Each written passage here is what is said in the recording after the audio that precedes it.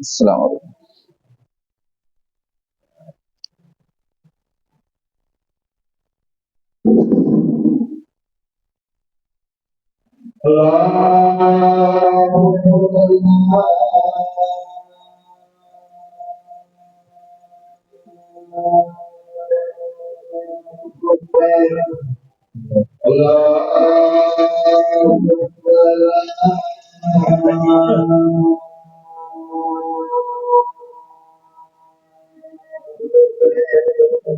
أشهد أن لا إله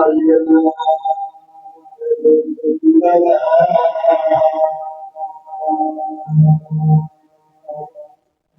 أشهد أن لا إله إلا الله.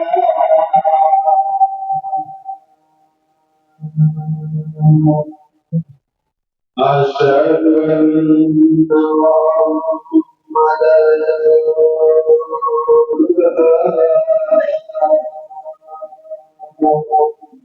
أشهد أن محمدا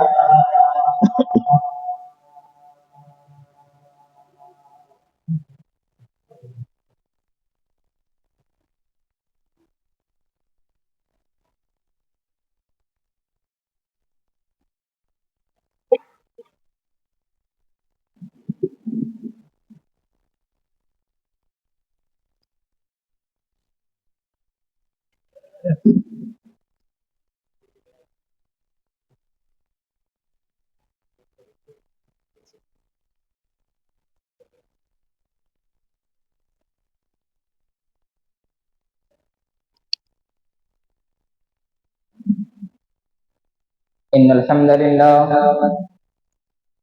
نحمده ونستعينه ونستغفره ونعوذ بالله من شرور أنفسنا ومن سيئات أعمالنا.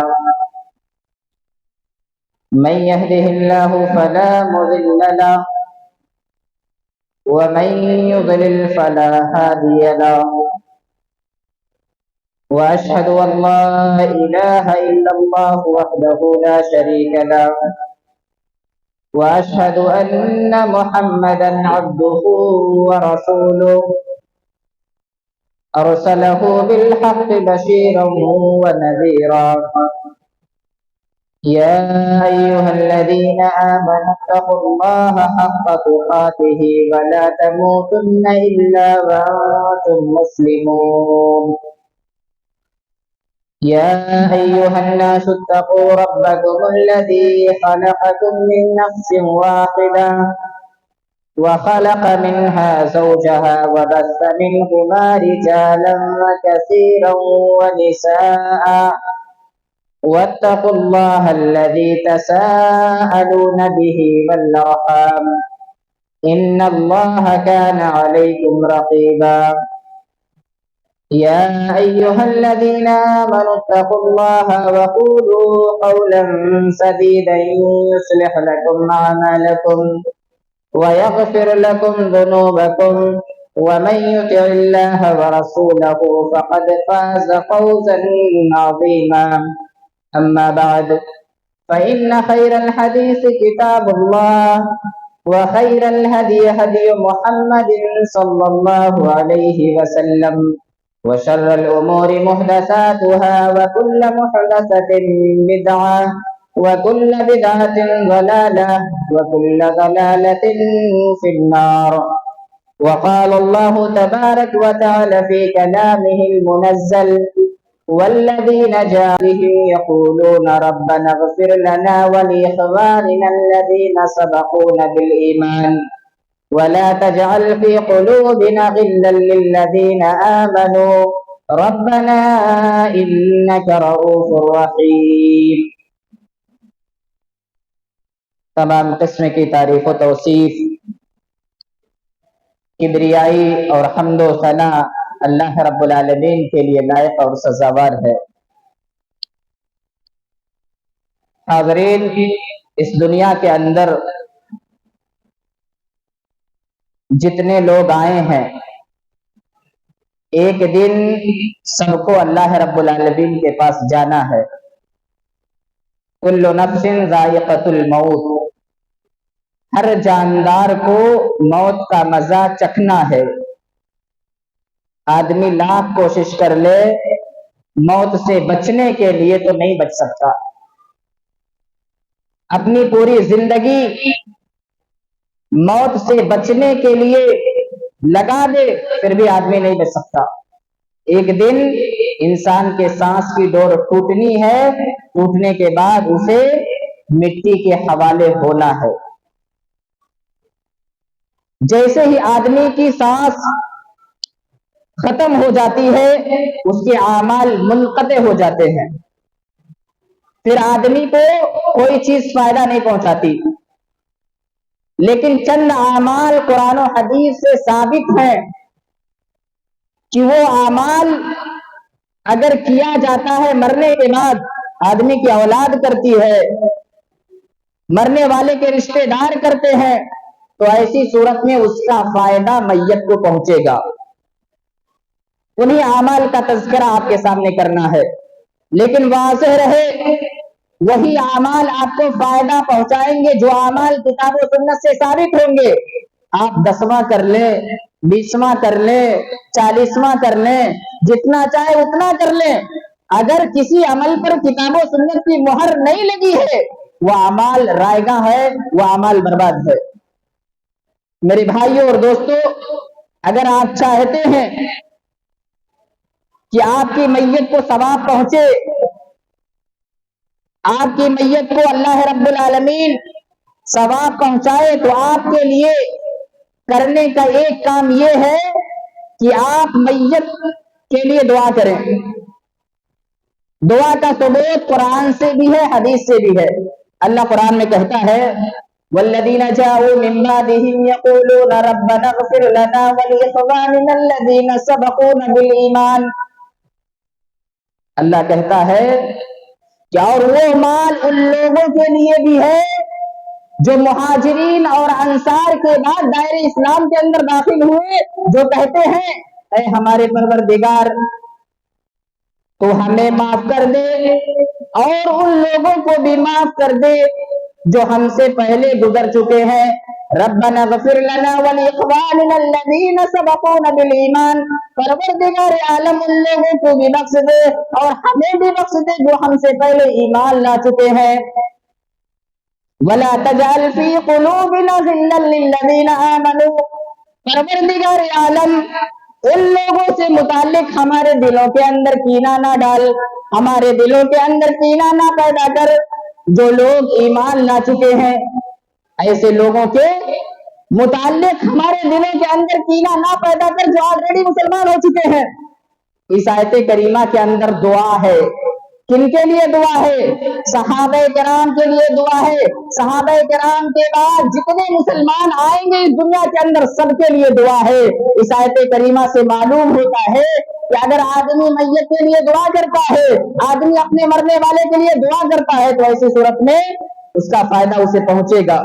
ہمارا اور آپ کا معاملہ کیا ہے کہ ہمارے گھر میں کسی کا انتقال ہو گیا، ہم نے دعائیں پڑھنی شروع کر دی، پورے گاؤں کے لوگ دعائیں پڑھنا شروع کر دیے، کہنے لگے فلاں آدمی بڑا اچھا تھا، اللہ اس کی مغفرت کرے، फला आदमी बड़ा अच्छा था, अल्लाह उसे माफ करे।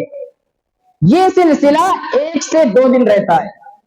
जबकि मेरे भाई और दोस्तों, हमें और आपको चाहिए कि अगर मरने वाला हमारे वालिदैन है, मरने वाला हमारा दोस्त है, मरने वाला हमारा भाई है, मरने वाले का ताल्लुक हमारे गांव समाज से है, तो ऐसी सूरत में जब भी उसका याद आए उसके लिए दुआ करें। आप जब दुआ करेंगे उसका फायदा उसे पहुंचेगा। हदीस से साबित है, जब अबू सलमा रजी अल्लाह तआला अन्हु का इंतकाल हुआ, अबू सलमा इंतकाल कर जाते हैं, अल्लाह के नबी सल्लल्लाहु अलैहि वसल्लम अबू सलमा के पास पहुंचते हैं, देखते हैं कि अबू सलमा की आंख खुली हुई है, आंख को बंद करते हैं। बंद करने के बाद फरमाते हैं, ऐ लोगों, जब आदमी का रूह उसके जिस्म से प्रवास करती है, आदमी का रूह उसके जिस्म से निकलती है, तो आंखें उसका दीदार करती है, लिहाजा आंख को बंद कर दो। जब अल्लाह के नबी ने आंख को बंद किया तो अबू सलमा के घर वाले रोने लगे, चिल्लाने लगे। अल्लाह के नबी ने फरमाया कि सुनो, तुम अपने बारे में सिर्फ वही कहो जो तुम्हारे हक में बेहतर है, इसलिए तुम जो कुछ भी अभी कहोगे फरिश्ते उस पर आमीन कहते हैं। उसके बाद अल्लाह के नबी फरमाते हैं, अल्लाहुम्मा इग़फिर ली अबी सलमा वरफ़ा दरजतहु फिल महदिय्यीन, ऐ अल्लाह तू अबू सलमा को बख्श दे, ऐ अल्लाह तू अबू सलमा को हिदायत याफ्ता लोगों में बुलंद फरमा, ऐ अल्लाह तू अबू सलमा के पीछे रह जाने वालों का जानशीन बन जा, उनका मुहाफिज बन जा, ऐ अल्लाह तू अबू सलमा की कब्र को वसी कर दे, ऐ अल्लाह तू अबू सलमा की कब्र के अंदर रोशनी डाल। इस रिवायत से भी मालूम हुआ कि मैयत के लिए अगर दुआ की जाती है तो उसका फायदा मैयत को होगा। लेकिन मेरे भाई और दोस्तों, एक बात जहन नशीन रहे, दुआ उसी सूरत में फायदा देगी जब मरने वाला मुसलमान होगा। आपका बाप मर गया काफिर था, आपकी माँ मर गई काफिर थी, आपका रिश्तेदार मर गया काफिर था, आपका दोस्त मर गया काफिर था, आप उसके लिए दुआ नहीं कर सकते। अल्लाह के नबी सल्लल्लाहु अलैहि वसल्लम के सबसे महबूब चचा अबू तालिब, जिनका नाम है अबू तालिब, नबी करीम सल्लल्लाहु अलैहि वसल्लम के साथी थे, काफिर थे। अल्लाह के नबी मुसलमान, अबू तालिब काफिर, लेकिन भतीजा होने की वजह से कदम कदम पर अबू तालिब ने मोहम्मद सल्लल्लाहु अलैहि वसल्लम की मदद की। यहाँ तक कि एक मर्तबा एक वफद आया अबू तालिब के पास और कहने लगा, है अबू तालिब, आप मोहम्मद को हमें दे दीजिए, आप मोहम्मद सल्लल्लाहु अलैहि वसल्लम को हमें दे दीजिए, उसके बदले में हम आपको एक खूबसूरत नौजवान देंगे। मेरे भाई और दोस्तों, उस वक्त अबू तालिब ने कहा था कि तुम मेरे भतीजे को मारने के लिए ले जाना चाहते हो, वो भी मुझसे, किसी भी सूरत में ऐसा नहीं हो सकता। मेरे भाई और दोस्तों, जब मेरे नबी को सोशल बाइकाट कर दिया गया था, नबी को घर से निकाल दिया गया था, कबीले से निकाल दिया गया था, एक जगह महसूर कर दिया गया था, उस वक्त सबसे बड़ा मददगार अगर कोई था तो अबू तालिब था, अबू तालिब था। जब अबू तालिब के इंतकाल का वक्त होता है, अल्लाह के नबी सल्लल्लाहु अलैहि वसल्लम अबू तालिब के पास पहुंचते हैं, कहते हैं, ऐ चचा जान, आप ला इलाहा इल्लल्लाह कह दीजिए, अल्लाह रब्बुल आलमीन के पास मैं देख लूंगा, आपकी सिफारिश करूंगा। वहीं अबू जहल भी मौजूद था। अबू जहल ने अबू तालिब से कहा, अरे अबू तालिब, या तुम अपने आबा व अजदाद के दीन को छोड़ करके इस मोहम्मद के दीन को इख्तियार करोगे, इस मोहम्मद की नबूवत का इकरार करोगे? मेरे भाई और दोस्तों, बदकिस्मती देखिए, अबू तालिब ने कहा कि मैं अपने आबा व अजदाद के दीन पर बरकरार हूँ। जैसे ही ये लफ्ज कहा, मैं अपने आबा व अजदाद के दीन पर बरकरार हूँ, उसकी रूह निकल जाती है, और जब रूह निकलती है अल्लाह के नबी सल्लल्लाहु अलैहि वसल्लम परेशान हो जाते हैं। अल्लाह के नबी के आंखों में आंसू आ जाता है। चचा की मोहब्बत थी अल्लाह के नबी सल्लल्लाहु अलैहि वसल्लम के दिल के अंदर। कहने लगे, मैं अल्लाह से सिफारिश करूंगा, अल्लाह रब्बुल आलमीन से गुजारिश करूंगा कि मेरे चचा को बख्श दे। उस वक्त अल्लाह रब्बुल आलमीन आसमान से एक आयत नाजिल करता है, वमा कान लिन्नबी वल्लज़ीना आमनू व यस्तगफिरून, कि किसी मोमिन के लिए और किसी नबी के लिए ये जायज नहीं कि वो काफिरों के लिए और मुश्रिकों के लिए इस्तिग़फार करे। मालूम हुआ कि अगर आपका दोस्त काफिर है तो आप उसके लिए दुआ नहीं करोगे, चाहे वो आपके लिए कितना ही खैरखा क्यों ना हो। यहाँ तक कि अगर आपके माँ बाप काफिर हैं, कुफ्र की हालत में उनका इंतकाल हो जाता है, उनके लिए भी दुआ नहीं करेंगे। जबकि हदीस के अंदर आता है, कुरान में अल्लाह फरमाता है, वसाहिबहुमा फिद दुनिया मारूफा, तुम्हारे माँ बाप काफिर हो चाहे जो भी हो, तुम्हारे दुश्मन हो, तुम्हारे जान के कातिल हो, फिर भी उनके साथ अच्छा बर्ताव करना है। लेकिन मरने के बाद अगर आपके माँ बाप हालत कुफ्र के अंदर मरते हैं तो ऐसी सूरत में उनके लिए दुआ नहीं की जाएगी। दूसरा अमल जो मैयत को फायदा पहुंचाएगा, अगर मरने वाला इंसान मकरूज है, कर्ज लिया हुआ था और कर्ज की अदायगी से पहले मर जाता है, अगर कोई इंसान उसके कर्ज की अदायगी कर देता है तो ऐसी सूरत में उसकी तरफ से कर्ज की अदायगी हो जाएगी। अबू हुरैरा रज़ी अल्लाह ताला अन्हु बयान करते हैं कि नफ्सुल मोमिन मुअल्लक़तुन बिदैनिही, कि मोमिन की रूह उसके कर्ज के साथ लटकी हुई होती है, हत्ता युक़दा अन्हु, यहाँ तक कि उसकी तरफ से अदा कर दिया जाए। मेरे भाइयों और दोस्तों, कान खोल करके सुन ले, अगर आप में से किसी ने भी किसी का कर्ज लिया हुआ है, किसी के दुकान से सामान खरीदा, पैसे अभी नहीं दिया हुआ है, किसी से पैसे लिया, उसको लौटाया हुआ नहीं है, याद रखना अगर आप इस दुनिया से जाते हैं तो आपकी रूह आपके कर्ज के साथ लटकी रहेगी, ता कयामत लटकी रहेगी, यहां तक कि उसकी अदायगी ना हो जाए। एक मर्तबा अल्लाह के नबी सल्लल्लाहु अलैहि वसल्लम के पास एक जनाजा लाया गया। जनाजा आया, अल्लाह के नबी सल्लल्लाहु अलैहि वसल्लम पढ़ाने के लिए आगे बढ़े, सवाल करते हैं क्या मैयत के जिम्मा कोई कर्ज तो नहीं? लोगों ने कहा कि नहीं, मैयत के जिम्मा कोई कर्ज नहीं है। अल्लाह के नबी ने उसकी नमाज जनाजा पढ़ा दी। फौरन दूसरा जनाजा आता है, अल्लाह के नबी सल्लल्लाहु अलैहि वसल्लम उसकी नमाज जनाजा पढ़ाने के लिए आगे बढ़ते हैं।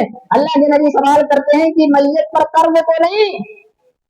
लोगों ने कहा है अल्लाह के नबी सल्लल्लाहु अलैहि वसल्लम, इस पर 3 दिरहम कर्ज है, सिर्फ और सिर्फ 3 दिरहम। अल्लाह के नबी ने फरमाया कि तुम लोग इसकी नमाज जनाजा पढ़ लो, मैं इसकी नमाज जनाजा नहीं पढ़ाऊंगा।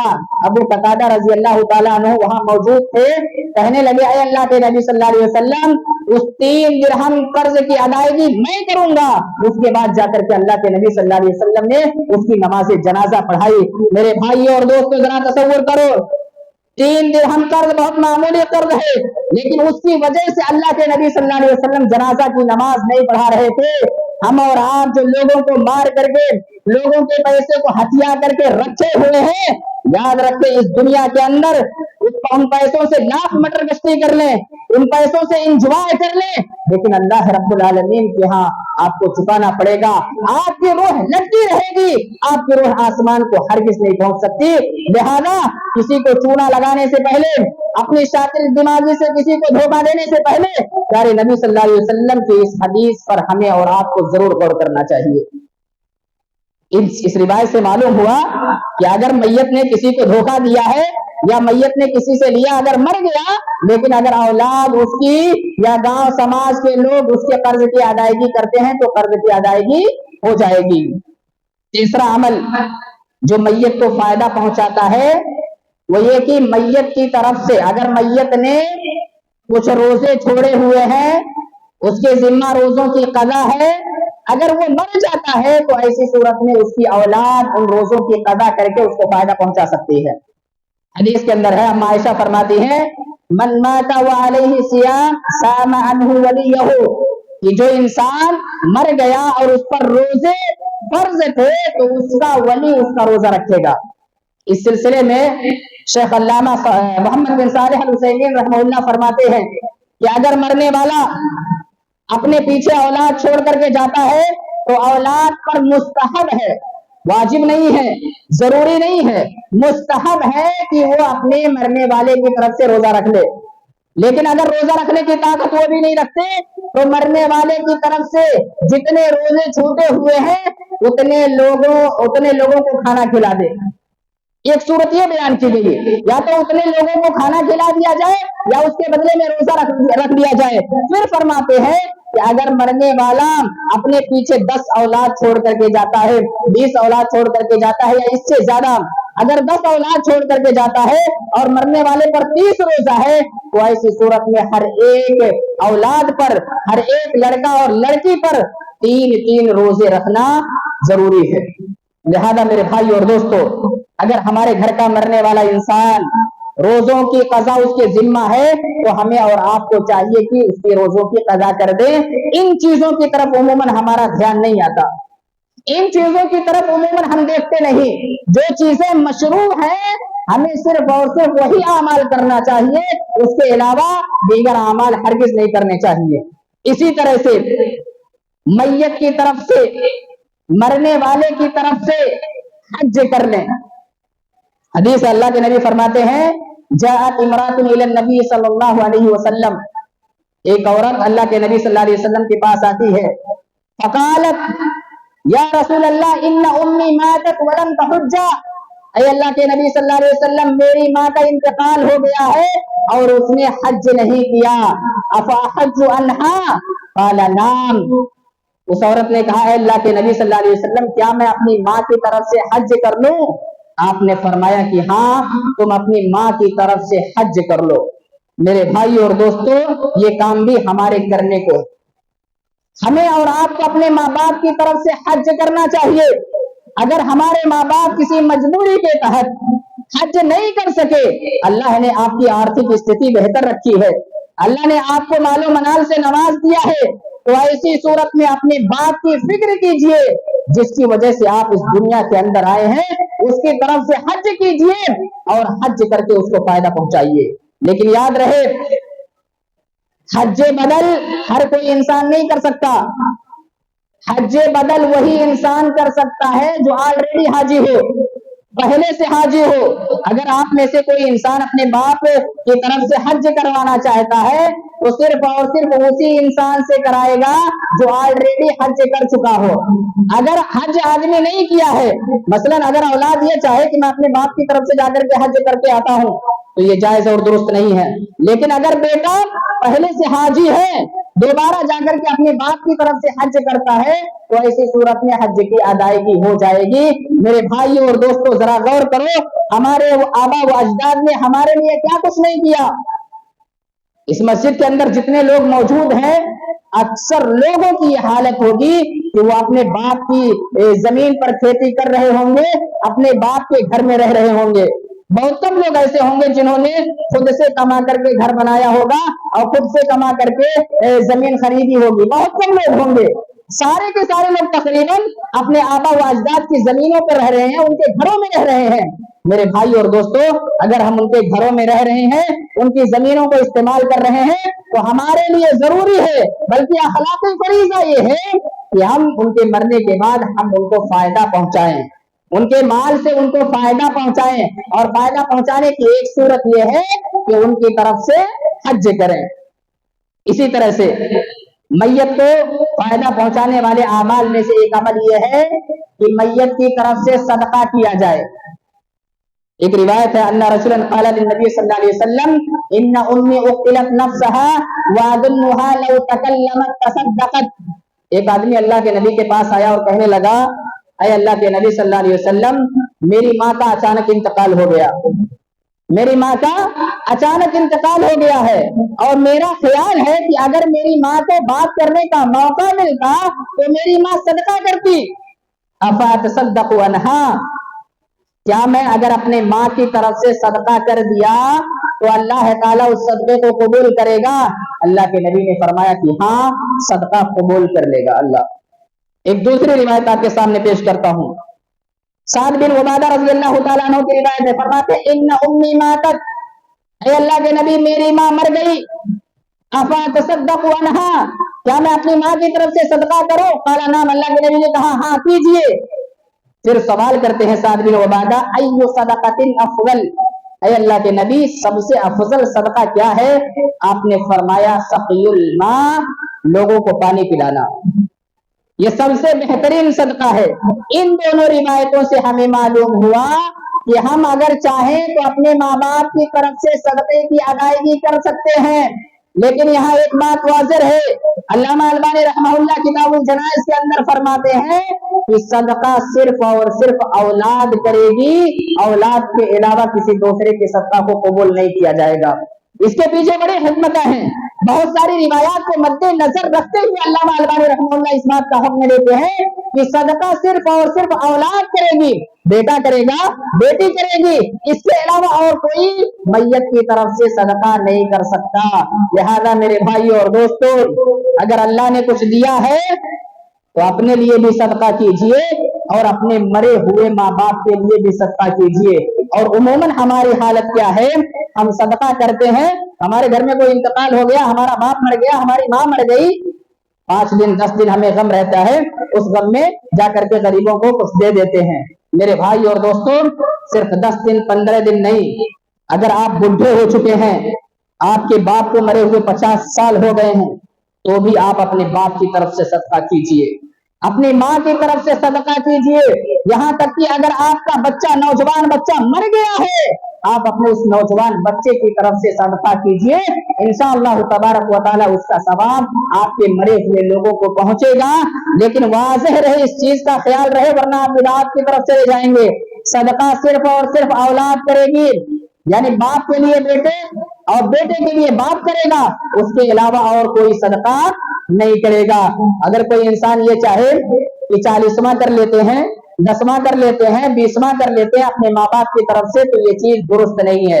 اور تاریخ متعین کرنے سے تو ہر چیز بدعت ہو جاتی ہے، کیونکہ اس چیز اللہ کے نبی صلی اللہ علیہ وسلم نے کوئی تاریخ متعین نہیں کی ہے، بس میت کی طرف سے صدقہ کرنے کا حکم دیا ہے. لہذا میت کی طرف سے صرف اور صرف صدقہ کریں گے، تاریخ ڈیٹ متعین نہیں کریں گے. اللہ نے جب آپ کو دے دیا تو آپ خرچ کر دیجئے، نہیں دیا تو مت خرچ کیجئے، ان کے لیے دعا کیجئے. اسی طرح سے ایک اور عمل جس کا تذکرہ میں آپ کے سامنے کرنا چاہتا ہوں، صدقہ جاریہ کرنا. یہ میت کے لیے خود ہے، یعنی آدمی جب تک دنیا کے اندر ہے اسے چاہیے کچھ ایسے اعمال کر لے جس کا فائدہ اسے مرنے کے بعد بھی ملتا رہے. اللہ قرآن میں کہتا ہے اِنَّا نَحْنُ نُحْيِي الْمَوْتَ وَنَكْتُبُ مَا قَدَّمُوا وَآثَارَهُمْ، کہ لوگوں سنو، بلا شبہ میں ہی مردوں کو زندہ کرتا ہوں اور جو کچھ وہ آگے بھیجتے ہیں یا پیچھے چھوڑ کر کے جاتے ہیں ہم اسے لکھتے ہیں. ما قدموا وما آثارهم کے تعلق سے اہل علم بیان کرتے ہیں، ما قدموا سے مراد یہ ہے کہ آدمی اس دنیا کے اندر جو کچھ نیک کام کرتا ہے یا جو کچھ برا کام کرتا ہے اللہ تعالیٰ اس کو لکھ لیتا ہے. وآثارهم سے مراد یہ ہے کہ آدمی اپنے پیچھے جو چیز چھوڑ کر کے جاتا ہے، جو چیز چھوڑ کر کے جاتا ہے وہ چیز اچھی بھی ہو سکتی ہے، بری بھی ہو سکتی ہے. اگر آدمی اچھی چیز چھوڑ کر کے جاتا ہے تو ایسی صورت میں اس کا فائدہ اسے قیامت تک ملتا رہے گا، لیکن اگر غلط چیز چھوڑ کر کے جاتا ہے تو اس کا نقصان اور اس کا گناہ اسے قیامت تک ملتا رہے گا. اس لیے میرے بھائی اور دوستوں، اس دنیا کے اندر کوئی بھی کام کرنے سے پہلے 100 بار سوچ لینا چاہیے کہ ہمارے اس کام سے امت کو فائدہ پہنچے گا یا نقصان پہنچے گا. اگر امت کو فائدہ پہنچ رہا ہے تو کیجئے، اور اس سے امت جب تک فائدہ اٹھاتی رہے گی آپ کو ثواب ملتا رہے گا.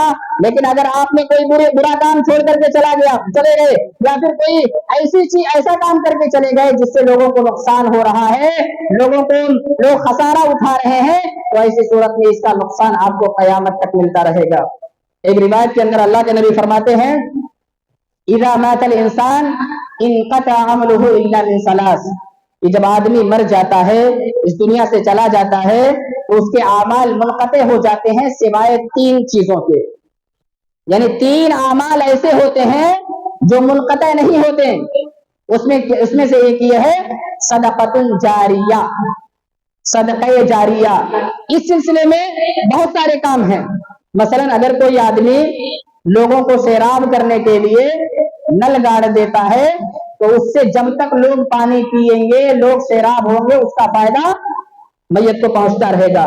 اسی طرح سے اگر کسی آدمی نے اپنی زمین کے اندر لوگوں کو راستہ دے دیا تاکہ لوگ بآسانی آ سکیں، جا سکیں، اور اس کی نیت کے اندر خلوص ہے، لوگوں کو دکھلاوے کے واسطے نہیں کرتا، خلوص ہے، تو میرے بھائی اور دوستو جب تک اس زمین پر لوگ چلتے رہیں گے اس کا فائدہ میت کو پہنچتا رہے گا. لیکن زمین کا معاملہ بڑا عجیب و غریب ہے. زمین کا معاملہ بڑا عجیب و غریب ہے. شریعت اسلامیہ کے اندر راستے کو ہموار کرنے کا حکم دیا گیا ہے کہ راستے کو ہموار کر کے رکھو, اس کو صاف ستھرا رکھو. لیکن راستوں کے لیے میرے بھائی اور دوست بسا اوقات ہم لڑائی جھگڑا تک کر جاتے ہیں. نہیں کرنا چاہیے. آپ یہ چیز اپنے دماغ کے اندر بیٹھائیے کہ اگر آپ کی تھوڑی زمین جاتی ہے لوگوں کے لیے, قوم کے لیے, سماج کے لیے, تو ایسی صورت میں انشاءاللہ تبارک و تعالیٰ اس کا ثواب تا قیامت آپ تک پہنچتا رہے گا. اللہ رب العالمین کبھی بھی ایسا نہیں کرے گا کہ اس کا ثواب بند کر دے. لہٰذا اس سلسلے میں ہمیں شرح صدر سے کام لینا ہوگا, ہمیں اپنے دل کو بڑا کرنا ہوگا. اور دوسری چیز جو اللہ کے نبی نے فرمائی, اور علم ينتفع به, ایسا علم چھوڑ کر کے جائیے جس سے لوگ فائدہ اٹھائیں. اور اس علم سے مراد صرف شرعی علم نہیں ہے, قرآن و حدیث کا علم نہیں ہے, بلکہ ہر فائدہ دینے والا علم مراد ہے. اگر کوئی آدمی ڈاکٹر بن جاتا ہے, ڈاکٹر بننے کے بعد وہ لوگوں کو دوائیاں دیتا ہے, لوگوں کے صحت کا خیال رکھتا ہے, اللہ کے لیے لوگوں کو زیادہ سے زیادہ اپنی ڈاکٹری کے ذریعے فائدہ پہنچاتا ہے, اپنی تلاوت کے ذریعے لوگوں کو فائدہ پہنچاتا ہے, تو یہ چیز بھی اس کے لیے صدقہ جاریہ بنے گی. اسی طرح سے اگر کسی عالم دین نے درس دیا, خطبہ دیا, اس خطبے کو سن کر کے اگر کوئی آدمی متاثر ہو جاتا ہے, نیک عمل کرنے لگتا ہے, تو اس آدمی کو تو اس کا ثواب ملے گا اس کے نیک عمل کا, لیکن جس نے اس کو سمجھایا ہے تا قیامت اس کو اس کا ثواب ملتا رہے گا.